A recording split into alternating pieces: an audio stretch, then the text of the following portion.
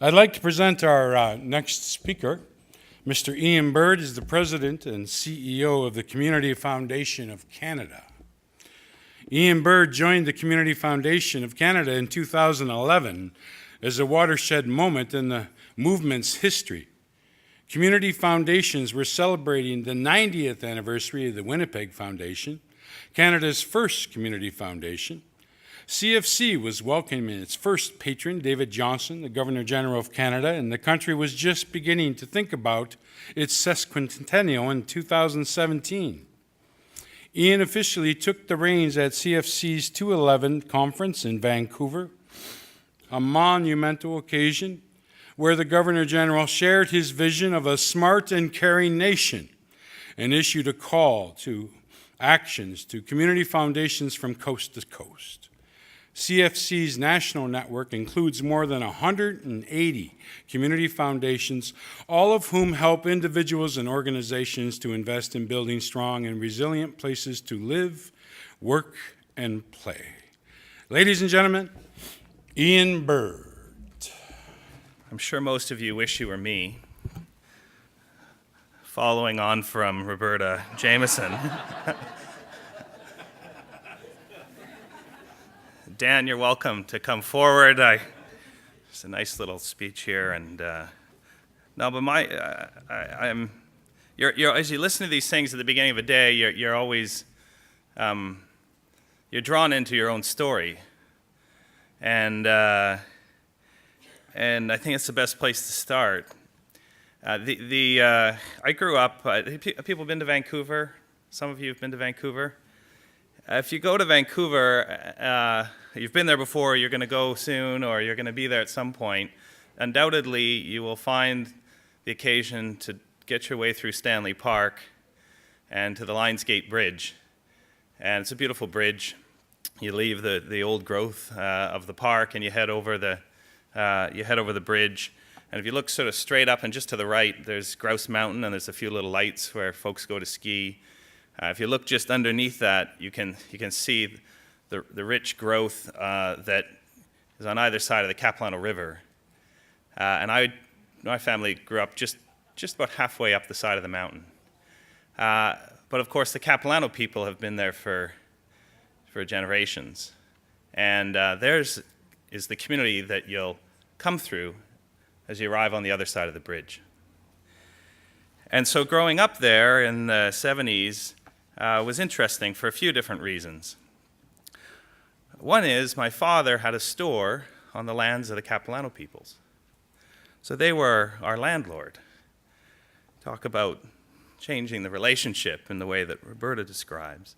So we came to know that community through, in part, the transaction, right, of being a store owner on someone else's lands and having a landlord and the occasional negotiations that would entail. But that was just a part of that dynamic.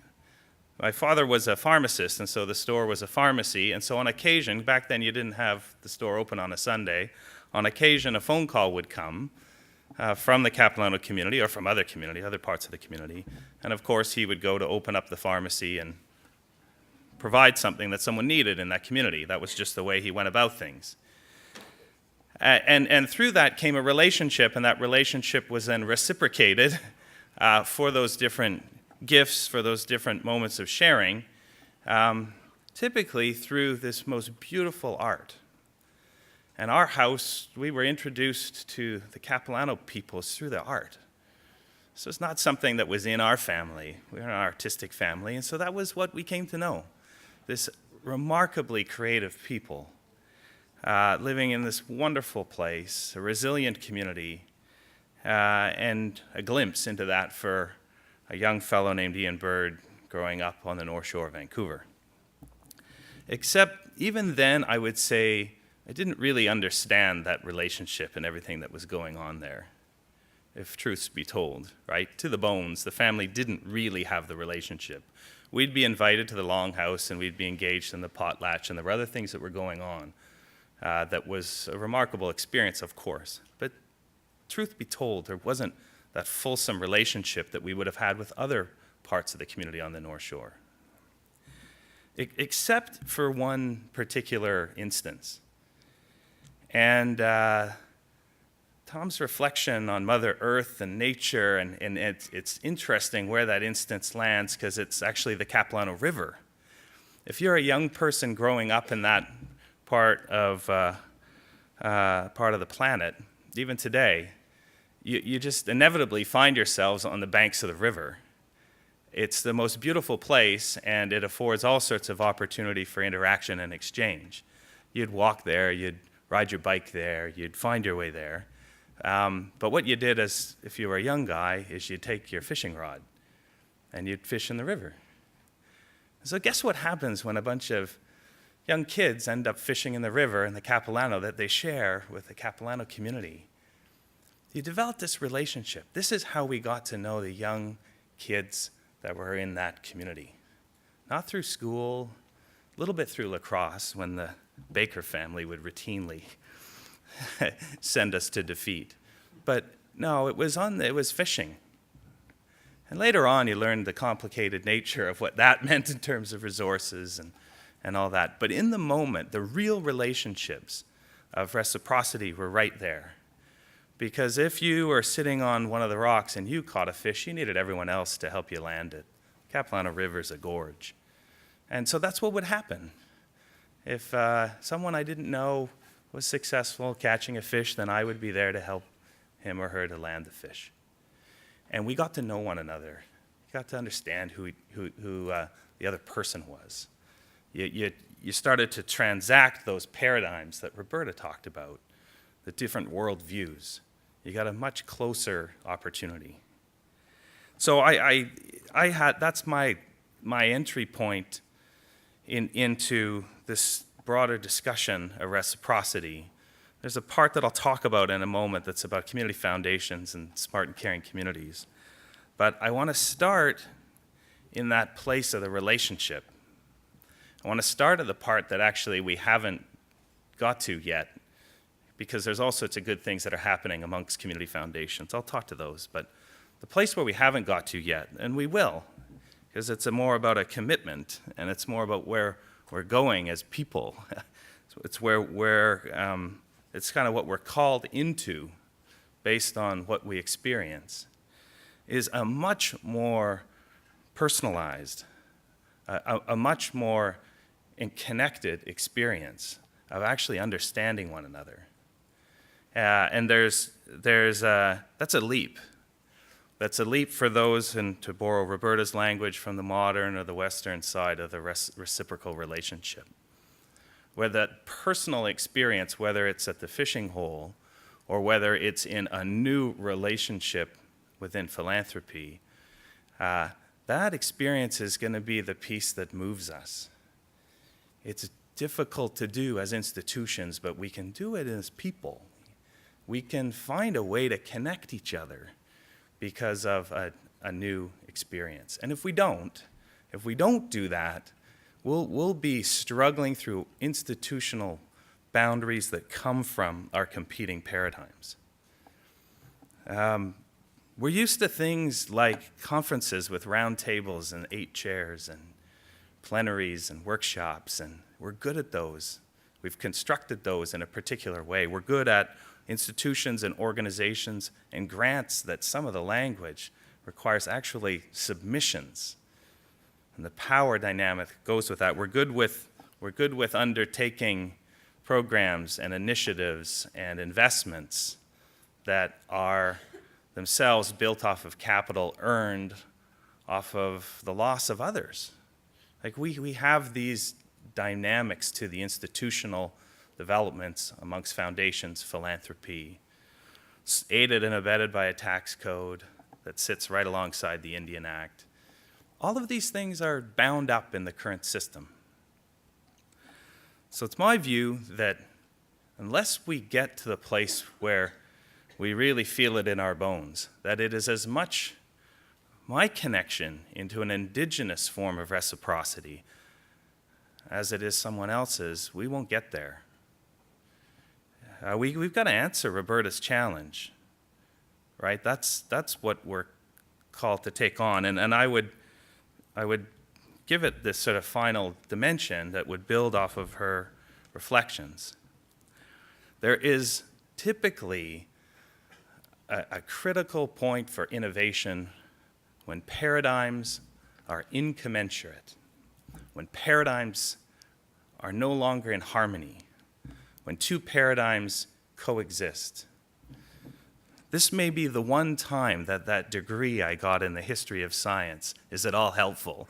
I'm going to call my dad tonight and say, Dad, when you were wondering why, the liberal arts education came through.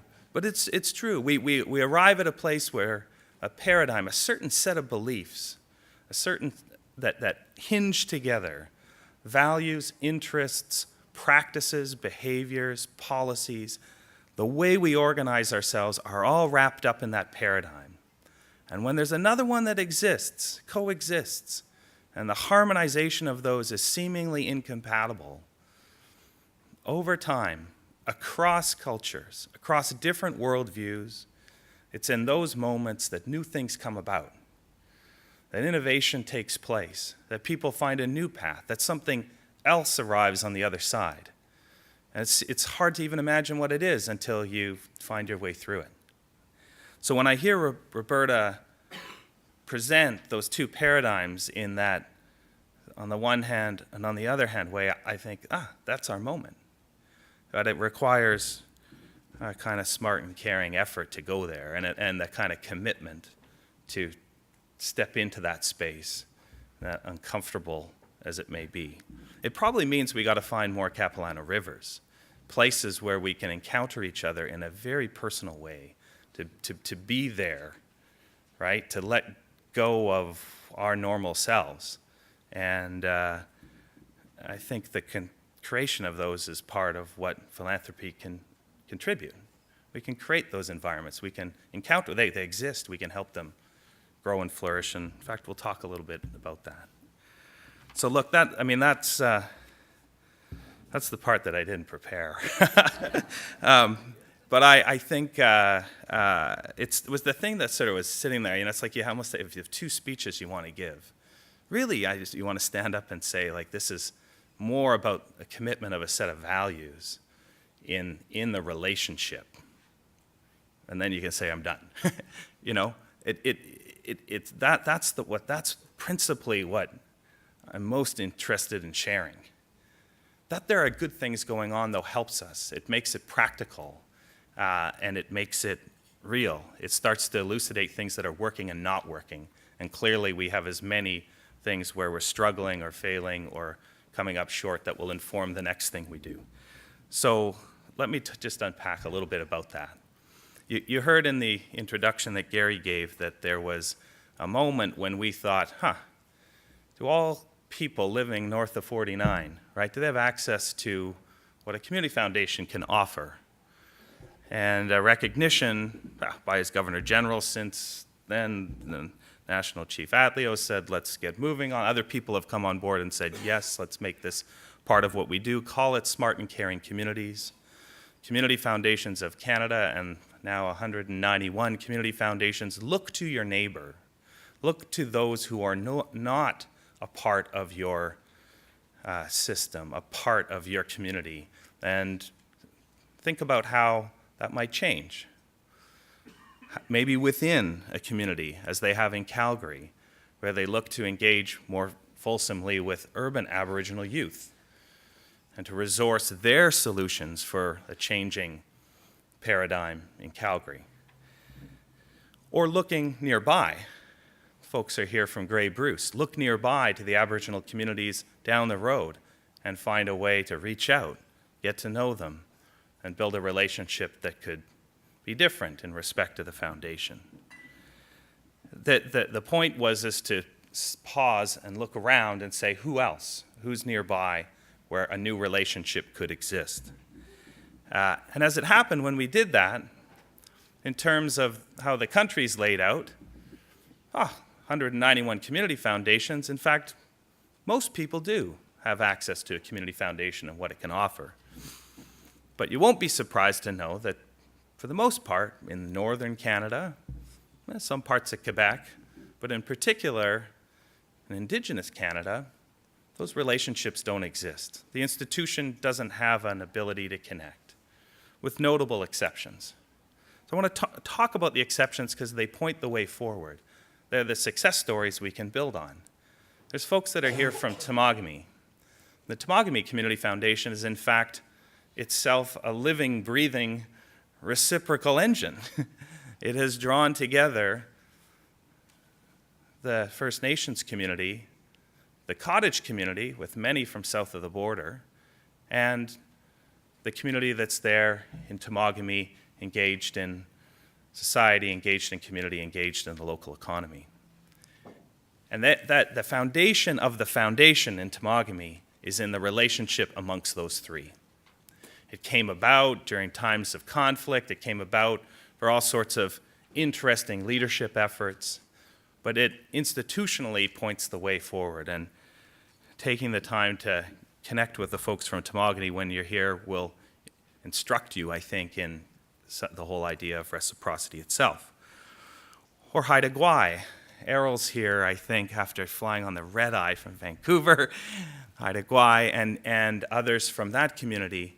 And it itself is an example of the Gwaii Trust recognizing we could create a community foundation and jointly together, Aboriginal, non-Aboriginal people creating a philanthropic institution in support of that community.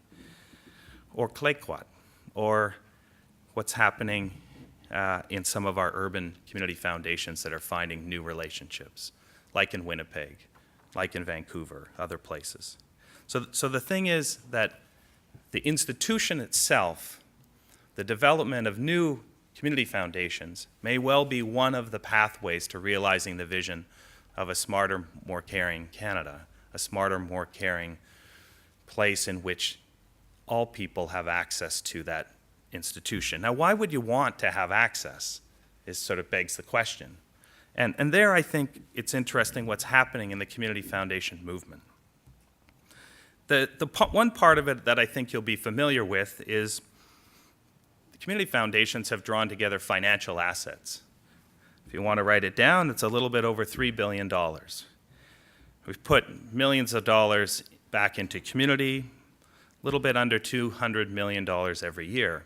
So there's a sizable financial component, and that's a part of things that people can readily access, encourage you to do so, and certainly we think about how we can mobilize those dollars in new ways, integrated ways, towards reconciliation, towards resilience, in the spirit of reciprocity, perhaps turning over this idea of philanthropy as a Western or Indigenous construct, but something that benefits from the strengths of both. Certainly, we would want to see more of that $3 billion invested strategically through impact investing opportunities that support the development of trusts and foundations that serve those communities long after. This may well be one of the ways in the North, with the legal rights that Aboriginal peoples hold over those lands to secure for the long term the holding of that capital for the broader purpose, social, environmental, educational, economic. That opportunity exists. The other thing that the financial opportunity holds is a place to speak about what matters. And more, this is what we see around the contribution that we can make. Yes, a financial contribution, but more importantly, a contribution of leadership, of listening, of putting knowledge together and putting knowledge to action, of relationship building. In fact, the theme of this event may well be the theme of our work. If we ourselves can be reviving reciprocity amongst Indigenous and non-Indigenous communities, this is a future path for community foundations. Perhaps itself a future path for philanthropy. The shift from the principles of giving, from one who has to one who hasn't, to principles of sharing, which we all have something to offer, is clearly what the 21st century holds for philanthropy. The power dynamic has been left behind the past 100 years, and we want to find a way into the future. Young people are taking us there anyways. Join Kickstarter and see what that's like. Move to crowdsourcing and see how that looks. Everyone's there, can be at the table. Everyone's got something to give. It's a sharing, it's a circle. It's what this organization that's putting this on has taught us. We have much more to learn amongst community foundations from what the Aboriginal communities got to offer, what Indigenous values reflect, to bring those in to strengthen what we're all about. Now, I think that when we think about engendering a smart and caring community, and we think about it from a relational point of view, when we think about it as sharing, we think about it as mobilizing the range of assets that community foundations draw together, you're still left with a sense of how. How might we work and how might we work differently? And this, I want you to know, is something that's happening right now amongst community foundations of Canada.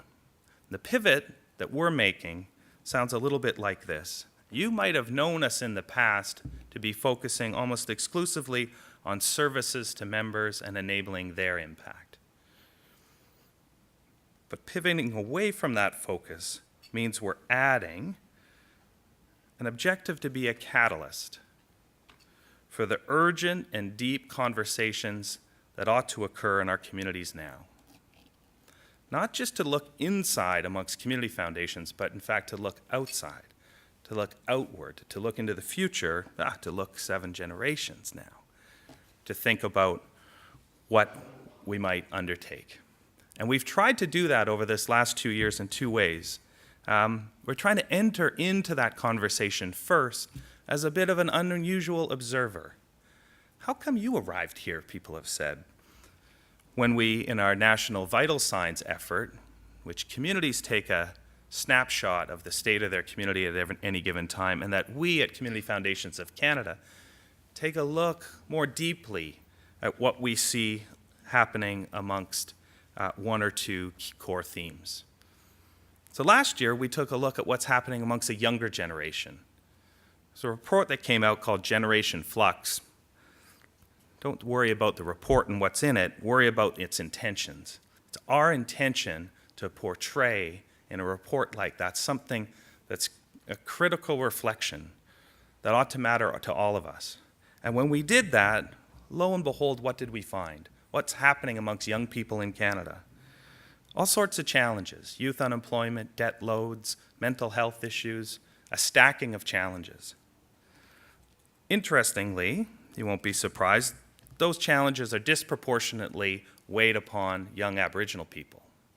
However, the strength in the report is built off of the possibilities amongst Aboriginal youth. Our comprehensive look says our economic future, our social future, the relationship of future generations is about the strength of that cohort of young Aboriginal people. It's the growing demographic in our country. It's our collective future. It's all those kids that are fishing on the Capilano River together. And that's a huge opportunity for us.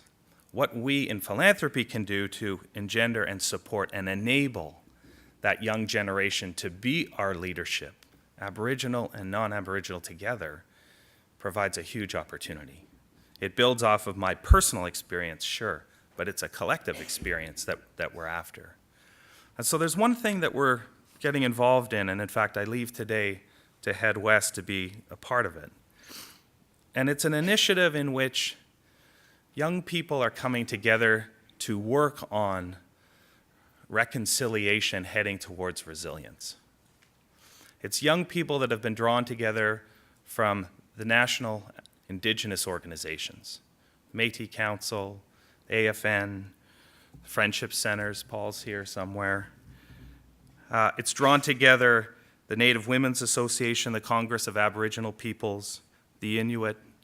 It's also drawn together youth-serving organizations like Pathways to Education, the YMCA, YWCA, Big Brothers, Big Sisters, Boys and Girls, bringing young people together from these diverse organizations. A commitment was made by some of us to support this, and in supporting it, and drawn from what young people said we want our leadership with us too. And so the presidents and CEOs of those organizations are also coming, and we will be in dialogue. Not the kind of dialogue that we would have through the plenary and the workshop conversations, but the dialogue you'd have on the side of the Capilano River. A much deeper personal reflection involving the ceremonies of the Siksika people of that part of Alberta where we're gathering. We're putting ourselves into that place to open up a new relationship. Clearly, it's going to happen amongst the young people too. And we look forward to helping them take forward their vision. For our purposes at community foundations, that means taking it forward as a part of building smart and caring communities. But really, it's about their vision, what they want to take forward, what they see as the pathway from reconciliation to resilience. So those are, for us anyways, features of the opportunity, features that take us from a place where community foundations as a network in philanthropy are a part of mobilizing their financial assets, mobilizing the institution, mobilizing knowledge that they have about the community, putting in place new relationships, reaching out to others nearby, but doing it in a way that it starts to invite young people into the table, adding as a way of working, building deeper relationships, one amongst each other, and making our absolute best effort to connect those paradigms. And if we discover that out of that comes innovation, that comes new opportunities, we see no better opportunity to share it than back through the circle. And this gathering and future gatherings like it, to share by default and have you come to learn from our undertakings, and we hope to learn from yours. Thank you very much. Thank you so much, Ian.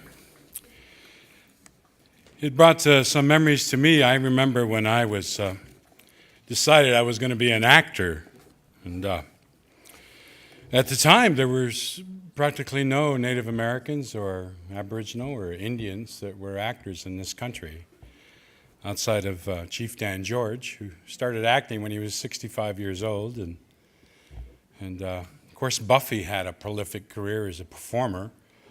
And then there was George Clooney here in this country, was an amazing older actor, but there was no young people acting. And it was quite a decision on my part. I think I really wanted to change the world at the time because I grew up in an Indian community and I saw so much that wasn't working that I thought that maybe I could help make it work better if I performed some positive images or some negative images that helped you think about what was going on.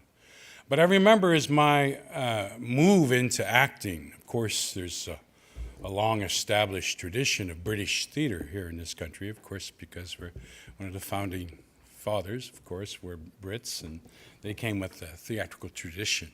And for me to actually apply myself to that, it was very challenging for the contemporary actors that were my peers, that were non-Indian, as I got better at what I did.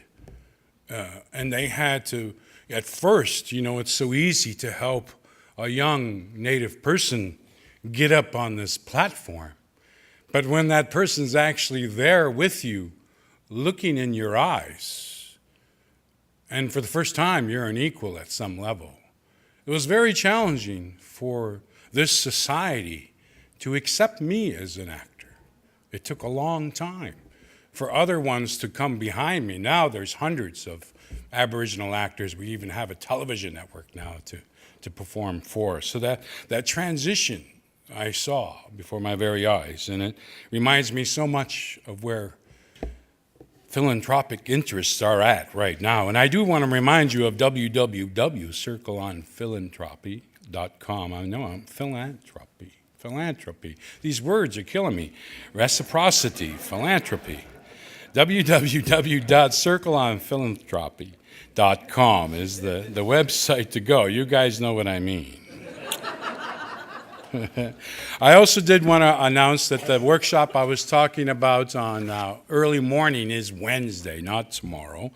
That early morning workshop is Wednesday. And I do want to thank as well the J.W. McConnell Family Foundation for their support today. We have another beautiful guest with us who's got some wonderful experience. Miss Kelly Gallagher-Mackay is the research director at People for Education. Kelly is a lawyer with a PhD from the Ontario Institute of Studies in Education, with a strong focus on equality issues in education. In an earlier life, she was the co-founder and the first director of Iqaluit Law School in Iqaluit, Nunavut, and a certified LLB program for Inuit students. She also did legal work in New York City, Toronto, and Bolivia. Kelly has been learning much about public education as a parent of 2 children in elementary school and through work with child care programs. Starting October 2013, Kelly's work at the People for Education is supported by a MITAX Elevated Postdoctoral Fellowship. Please, a nice warm welcome for Kelly Gallagher-Mackay. We're going to have a shift of tone here, but I want to say how honored I am to be following in the footsteps of Roberta Jameson in particular. 2 years ago, Roberta Jameson and Paul Martin were honored by People for Education for their extraordinary contribution to public education and for their extraordinary work in ensuring that Aboriginal education, both in public schools and on reserve, was at the center of educational debates in Canada.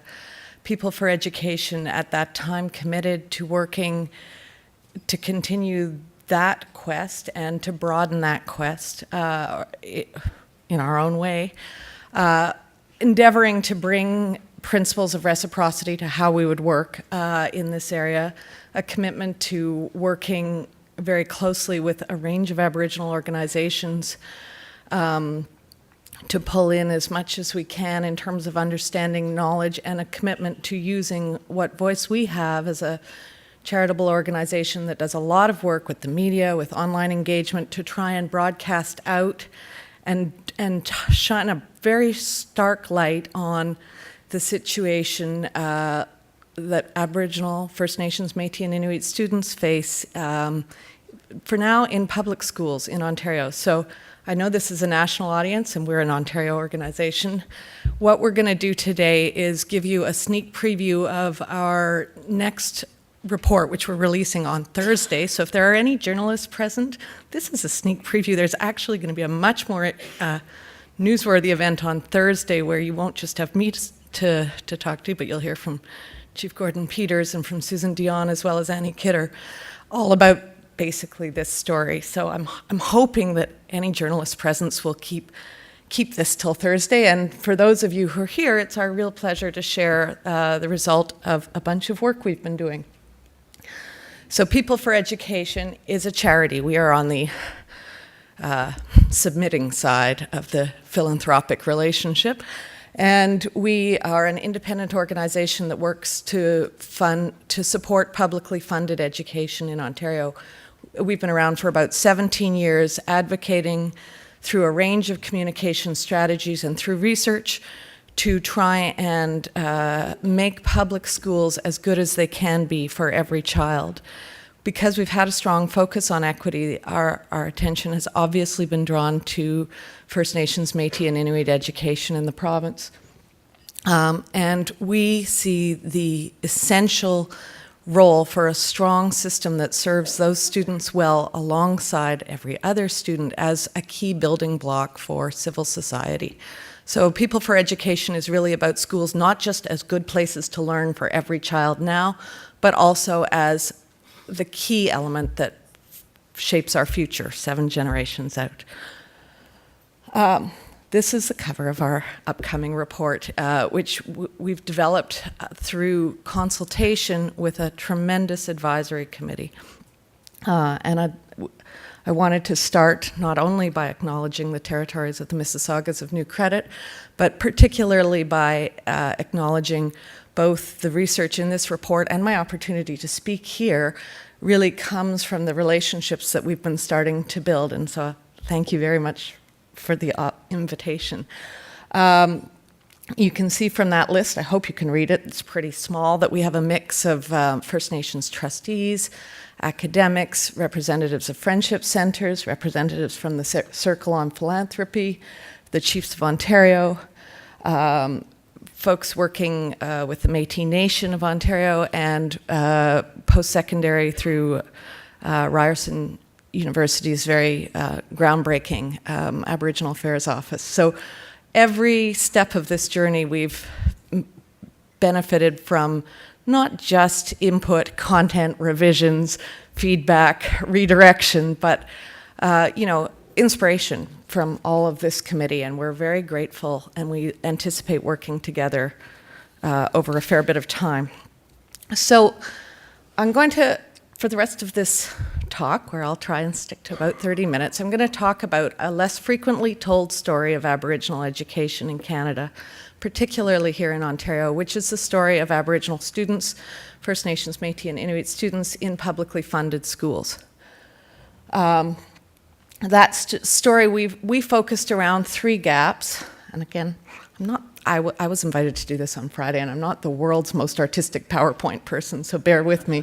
But we focused on the knowledge gap, resource gaps, and achievement gaps facing First Nations, Métis, and Inuit students in publicly funded schools in Ontario. And our conception of the knowledge gap, which we owe significantly to Susan Dion at York University, really, I think, incorporates the idea of reciprocity, as I've been hearing about it this morning. It's the importance of us knowing each other and working together through relationships to both understand the past and envision a future. The report is based on data from 3 main sources: People for Education's annual survey of Ontario's publicly funded schools. I'm just going to whip through this, you can read it.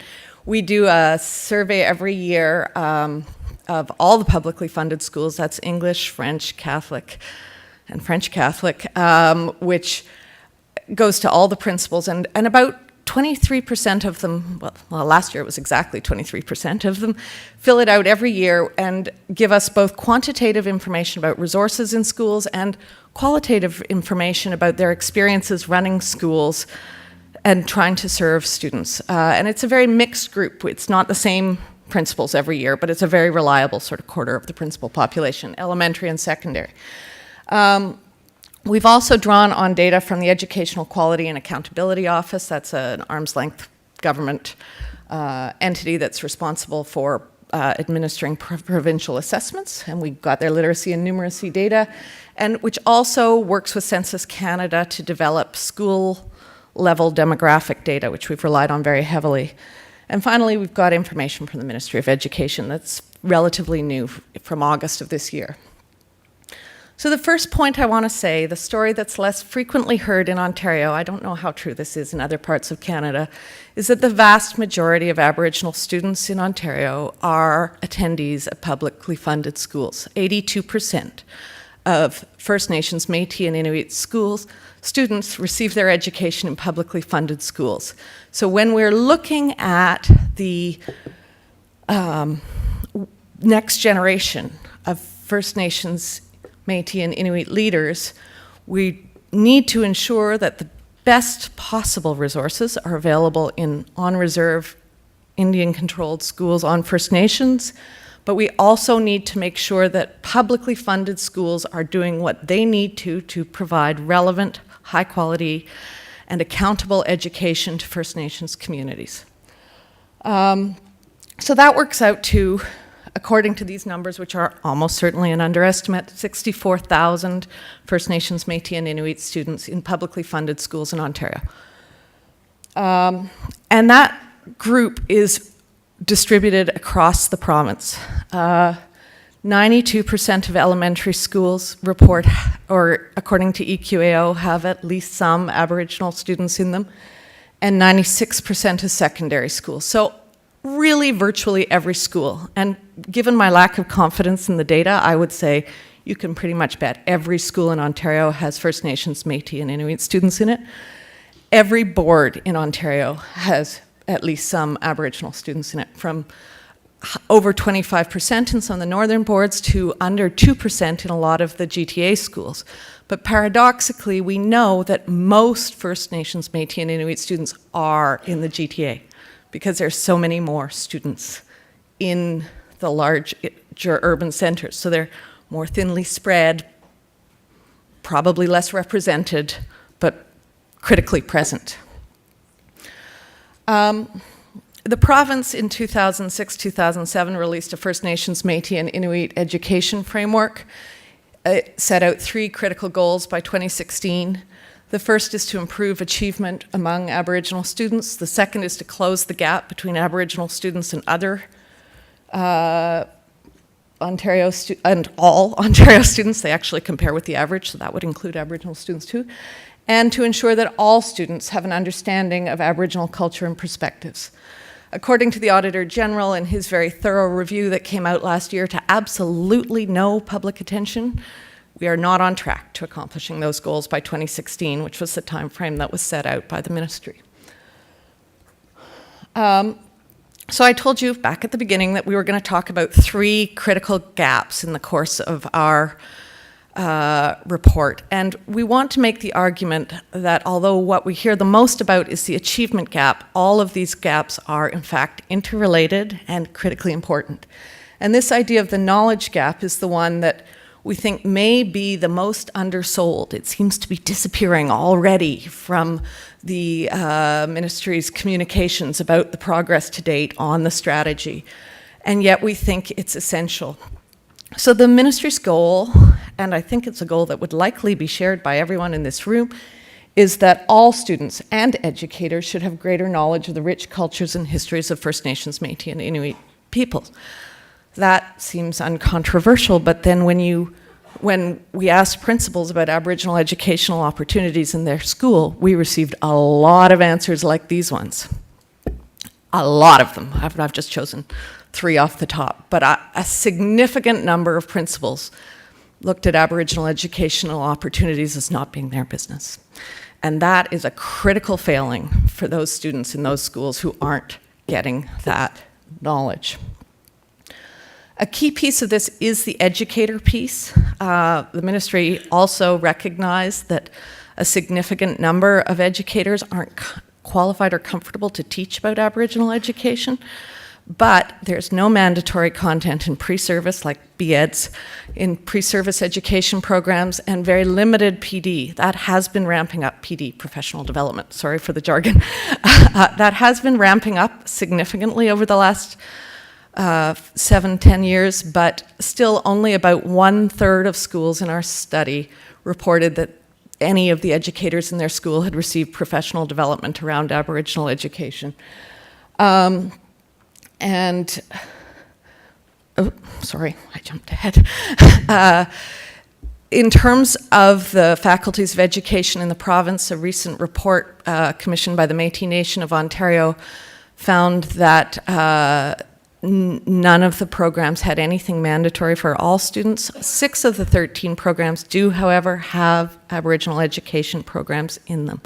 So there's starting to be opportunities in the faculties of education for students to get this knowledge. They then have to get jobs.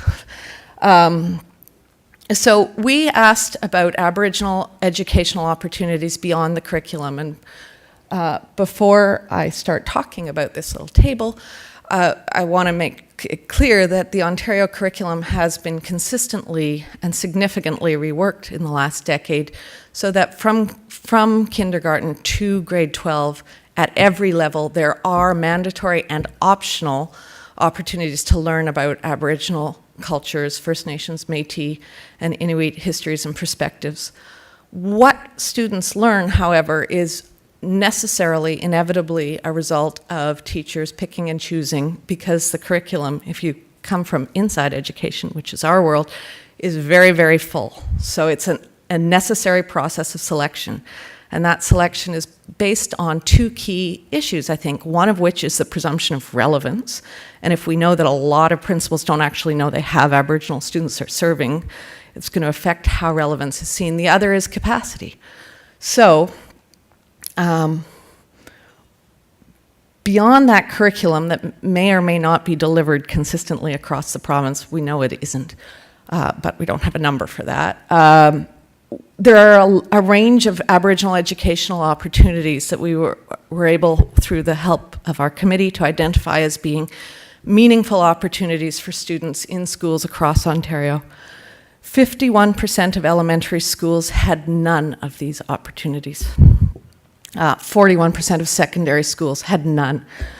30% of secondary schools had more than 3 opportunities for students to learn through ceremonies, through guest speakers, for teachers to enjoy some professional development, opportunities to learn from the community through consultation processes about what are the priorities going ahead in our community from a First Nations perspective, opportunities for high school students to engage in post-secondary outreach where they're part of the picture and in fact the center of the picture.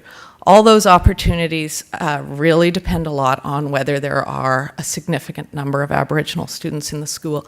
We would argue they should not vary so much. It's good that where there's lots of First Nation students, there are lots of these opportunities, but they need to be throughout the system.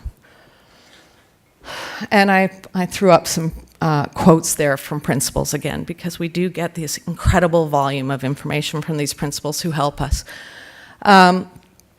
And I think that what we hear a lot is not necessarily the flat denial of the one group of principals, but the how can we do it? We don't have time.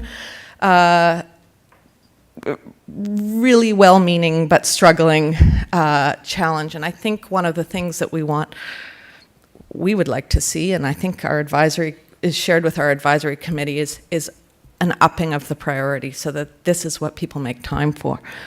And you do see where that priority is there. Also, you're learning those kinds of reciprocal things. That it's not that schools are doing all the teaching anymore. That schools are learning from the communities in which they find themselves. So the second major theme is resource gaps, and I don't know entirely if you can read the detail on this table. As I said at the beginning, First Nations, People for Education has been working for about 17 years to advocate for the importance for each and every student of a full, rich, well-rounded education with engaging opportunities. And we were very concerned when we started to do a comparison between the resources that we've always measured to look at those kinds of opportunities for students, which is the presence of specialist teachers in arts and phys ed, the availability of special education assistants, guidance assistants, and teacher librarians. I won't bore you with every single number, but you'll notice there's an enormous trend here. The dark line is schools with a high percentage of Aboriginal students as defined by the Ministry of Education. So more than 7.5% of the students in these schools are identified on EQAO as Aboriginal. The dark line represents the presence of those resources in publicly funded schools, in schools with a lot of Aboriginal students. The lighter line is the provincial average. So what you see is that fewer than half, the proportion of schools with a phys ed teacher, and we know how critical health issues are for First Nations. The proportions of schools with a high percentage of First Nations, Métis, and Inuit students who have access to a phys ed teacher is 20%, as opposed to a provincial average of 45%. And there's good evidence, random control trial kind of evidence coming out of Australia about the significance that a gym teacher makes in terms of students learning in phys ed and in terms of students' attitudes and likely to persist with physical activity and their learning of the health curriculum. I don't mean to put that in quotes, I did, but we know that actually phys ed teachers tend to be more comfortable teaching the health curriculum, and therefore it's more likely to get taught when you have phys ed specialists in place. Music teachers, again, you see the same gap, 20%, 45%. Guidance teachers, not as big a gap because there really aren't very many of them in elementary schools anywhere. There's only a quarter of elementary and middle schools have guidance teachers. And teacher librarians, knowledge, access to the information literacy, that's the biggest gap of them all. So while we're looking at test score gaps, let's also look at resource gaps, learning opportunities gaps. And the reason for this is what I would describe as a systemic barrier, right? It's not that anybody decided to go out and deprive these schools of these resources, it's that these are small schools. The average school size among these schools with 7.5% or more Aboriginal students is 202 students. The average provincially is 329 students. Our funding formula is based primarily, but not exclusively, on per student enrollment. So it's time to be creative. These are essential resources for rich, well-rounded education. There's so many things that you can take out of the history of residential schools. One piece, and it's a tiny one that you could take, is how willing we've been to accept second-class provision to First Nations students. If this is what makes a difference for students, we want to make sure not only are we having great cultural programs in place, but also we're having this full platter of educational resources in these schools. The last is the achievement gap, and you'll never be able to read these numbers. I just want you to know there's a wall of numbers out there around the achievement gap. And basically boiled down, what you see is that in grade 3, grade 6, grade 9, and grade 10, the two secondary indicators, and in terms of credit accumulation at the end of grade 9, there's a significant percentage gap in First Nations achievement across the board. It's about 20%. The achievement gap across the board there. For First Nations and Métis students, for Métis students, the gap ranges between 5 and 13%. So this is a really major issue. But that said, there have been a number of really impressive success stories in Ontario in the last decade. In particular, English language learner students have gained 15% in terms of gap closing in the last decade. It is possible that this gap is not a state of nature. It is something that can be addressed. The French language boards were, in fact, behind the English language boards a decade ago. Now they're ahead of the English language boards a decade ago. So just because we see an achievement gap here in front of us, and it's a big one and it needs to be addressed, doesn't mean that it's an inevitability. It's something that needs to be challenged with, I would argue, strong systemic measures. And I'm going to skip, I'll come back to that for a second, to the concern expressed by the Auditor General here, which is that these measures may or may not be in place. Although we've had a strategy since 2007, we still don't have very strong measures to ensure that boards are doing what they know to be effective. You hear from a lot of First Nations groups that there are a lot of pilot projects being funded. There have actually been 1,000 in the last 7 years, but that there isn't a systematic way of rolling up best practices and getting them out again. There's no particular, we call it sweatering in education jargon, there's no sweatering of the Aboriginal education funding. No guarantees that it goes for the purposes that it's intended, and limited guidance around how it should be used. And so what the Auditor General found were huge variations. There's some boards, Lakehead would be a good example, where they've done really great progress. Another example would be Akwesasne, fantastic progress, but not across the board. So there's a key leadership role for the Ministry of Education, and I think a key civic leadership role in terms of pressure and high expectations around this gap getting closed, not accepting it as inevitable. And because I might sound really negative, I'd like to stop to take and talk a little bit about progress, because there's actually been a lot of engagement and a lot of work. The first sort of round of this research process for us, we were really struck, and I would say in full slam mode, based on our reading of the evidence. But we were slowed and cautioned, I think, by our advisory group, who wanted us to pay equal attention to the work that's been done, both on building relationships over time, which is not the world's most visible work, as we all know, and in terms of infusing the curriculum, and in terms of some key areas of success. So one of the biggest areas of success is the growth of Native Studies programs.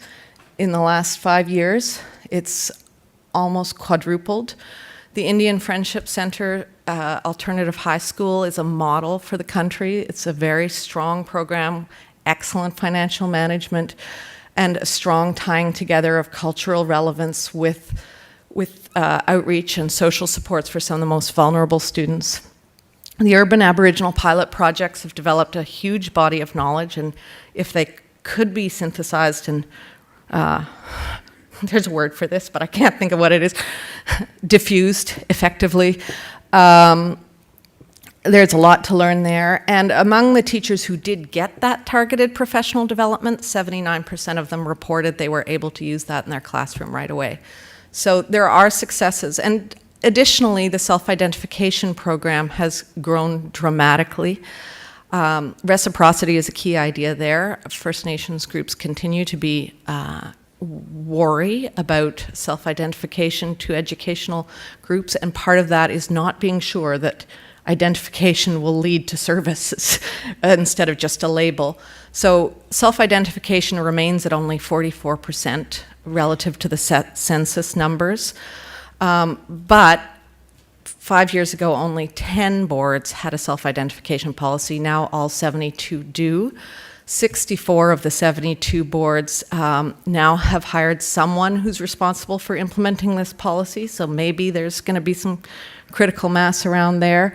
50 boards have a First Nations, Métis and Inuit Advisory Committee, so there has actually been some really significant growth in those areas that I think it is important that we pay attention to and salute. So we've heard from the Auditor General about the lack of an implementation plan, and he does contrast this strategy with other strategies such as student success. And I think I wanted to close with, well, I'm going to close with our recommendations, but the thought before our recommendations that I wanted to close with is this articulation by the Assembly of First Nations in their document, First Nations Control of First Nations Education. That document is sort of a renewal and an updating of the 1970 white paper, Indian Control of Indian Education. It's primarily about First Nations education on reserve. But they talk about these publicly funded schools. They talk about the importance, because they know there's 82% of kids in Ontario are in the publicly funded schools, that those students should have quality and relevant learning that is accountable to parents and caregivers and communities. That vision, I think, is a really useful place to go forward from when we think about our public schools. And I think it is sort of a key element to have schools accept the necessity of this, not just for First Nation students, but for all students to understand and share this history and to value it, not just on their own terms. So, quickly take you through our recommendations. We have them with respect to each of our gaps, the gaps we identified with help. High quality professional development and pre-service learning. We're about to expand the teacher education program in Ontario to 2 years. There should be a mandatory First Nations, Métis and Inuit unit in it. And all students throughout the curriculum, every grade, should have access to Aboriginal educational opportunities, particularly ones where there's First Nations, Métis and Inuit educators involved in creating these opportunities. In terms of the resource gaps, we want boards in these small schools to get more resources and to ensure that they have the resources they need to deliver special education, arts and physical education resources, at or above the provincial average. That's not that high a standard. We've been agitating for years that it should be higher, provincially speaking. I didn't actually talk about special education earlier. There's a higher percentage of students with special education needs in schools with a high percentage of Aboriginal students. There's a lower ratio of students to teachers to students, so more students per teacher in those same schools. So that's a problem. That we need the Ministry of Education to committedly, especially in these small communities, and I lived and worked in the North, and I always say that the hard things are easy there and the easy things are hard. The North should be leading the way in terms of how the ministries work together. Maybe there's not enough budget to have a full-time phys ed teacher at the school, but maybe if you have recreation and phys ed and health working together on a health promotion policy in that community, maybe you can get that person in there 1/3 of the time in the small school. I think we need real creativity in that area. And in terms of the achievement gap, we do recommend full implementation of the Auditor General's recommendations, which were wide-ranging, and I barely touched on them. And that the province and First Nations, Métis, and Inuit organizations follow the lead that we've been hearing consistently from those groups, that the goals for achievement, Aboriginal achievement, should not be limited to literacy and numeracy, but should be broad success in life, well-being, and a solid foundation for a 7th-generation future. So thank you very much for listening to me. Sorry for the PowerPointy presentation after inspirational speaking, but bye-bye. Just in reflecting a little bit on this morning and some key themes and ideas, thinking a lot about where we've come from. And as our elders would say, it's important to know where we come from, to know where we're going. And so thinking about, in terms of education, and formerly having worked for the Council of Yukon First Nations as the education director, and understanding that there's always going to be First Nation students in public schools. And this is something that is likely not going to change. We're going to have our on-reserve systems, and our communities are going to be driving those systems. However, there will be students who live in urban settings who are going to be going to school. So it's so important that all students are learning about the culture and the background and the relationships and the understanding and the history. And I think that links really nicely to what Roberta was talking about this morning in terms of understanding that reciprocity amongst Indigenous peoples and who we are and what that really means. And if all Canadians can understand that relationship, if this new generation can really start to understand and break that down at a young age, then we're going to have an entire new generation of Canadians and having more respectful relationships and building upon where we've come from and moving forward in that way. So kind of a neat, really enjoyed the segment of speakers that we had this morning, and so just wanted to tune us into some of those things.